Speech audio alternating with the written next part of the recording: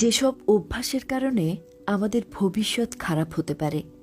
দিনে Facebook, WhatsApp, Instagram, YouTube মিলিয়ে 5 থেকে 6 ঘন্টা ব্যয় করছেন। টাকা ইনকাম করা উচিত জেনেও আপনি টাকা ইনকামের ব্যাপারে নতুন কিছু শিখছেন না। ভালো কম্পিউটার কোর্স আজ করব, কাল করব বলে পিছিয়ে যাচ্ছেন। রোজই ভাবছেন সঞ্চয় জরুরি, কিন্তু দিনের শেষে আপনার সঞ্চয় জিরো। ভবিষ্যতে ভালো থাকতে সঞ্চয় জরুরি।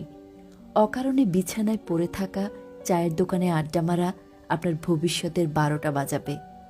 একতরফা সম্পর্ক থেকে একটা ছেলের বা একটা মেয়ের পেছনে বছরের পর বছর সময় ব্যয় করছেন।